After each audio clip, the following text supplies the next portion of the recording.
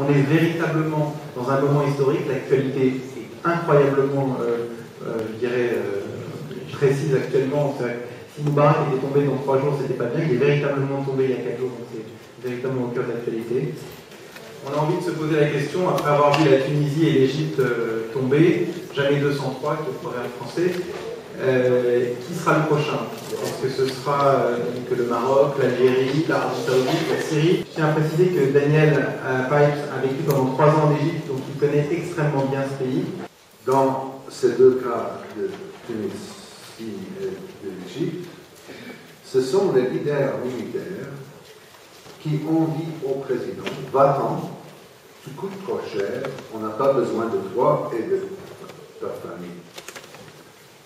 Remarquez aussi que dehors des 2 présidents et de leur famille, les establishments tunisiens et égyptiens sont restés en place. Le rôle de l'armée est devenu critique. Est-ce que cette armée en Égypte, qui a si mal conduit les affaires de l'État depuis 1952, peut maintenant amener le pays vers la démocratie? Ici, on trouve un consensus quasi universel parmi les gens de bonne volonté, à savoir qu'il faut 2 États, un palestinien, un juif, pour résoudre le conflit. Et ce consensus repose sur une hypothèse douteuse,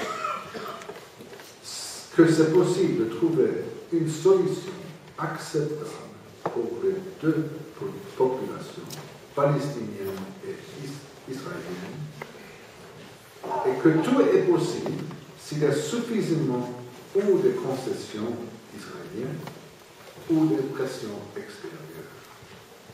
J'apprécie cet esprit positif, mais je l'estime naïf. Je pense que la situation en Égypte est une situation qui reste très profondément troublée. Je pense que c'est une situation qui va rester troublée pendant un temps certain, parce que la situation économique va inéluctablement se détériorer. Quand les situations économiques se détériorent dans ce genre de circonstances, il y a en général des soulèvements sociaux, des troubles sociaux beaucoup plus importants. Et quand il y a des soulèvements sociaux dans ces pays, les islamistes y trouvent un terrain assez favorable. J'ai aussi remarqué dans les manifestations au Caire, et je pense que Adèle en parlera tout à l'heure aussi, la présence de portraits de Moubarak sur lesquels il y avait l'étoile de David et des slogans antisémites. Donc il y a une dimension antisémite et islamique qui a été marquée à l'intérieur de ces événements. J'en parle parce que ça n'a jamais été dit explicitement sur les chaînes de télévision françaises. Je pense qu'effectivement il y a une montée forte de l'islamisme, en parallèle, comme l'a dit Daniel, une montée de courants anti-islamiques. Simplement, quand je regarde la façon dont les structures politiques de l'Europe sont constituées, je vois que ces structures sont construites sur la base d'une confiscation de la démocratie. La construction européenne, l'Union européenne, est construite sur un modèle absolutiste, technocratique.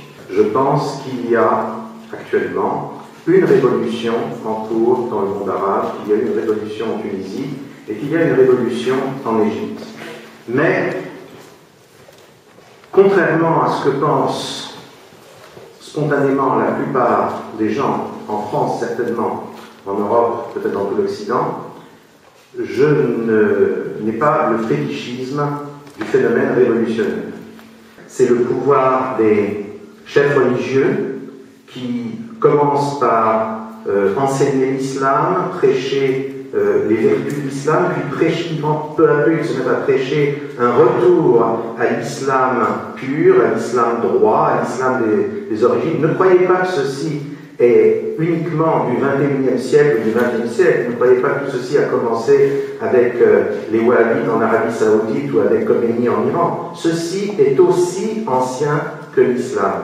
Et toute l'histoire de l'islam, c'est une histoire de chefs religieux, ou parfois de chefs qui ne sont pas religieux, mais qui manient un pouvoir quasi religieux, le pouvoir culturel, le pouvoir de la parole, le pouvoir oratoire, le pouvoir de l'éloquence, et qui, par ce moyen, renverse le sultan en place et devienne sultan à la place du sultan, calife à la place du calife, etc.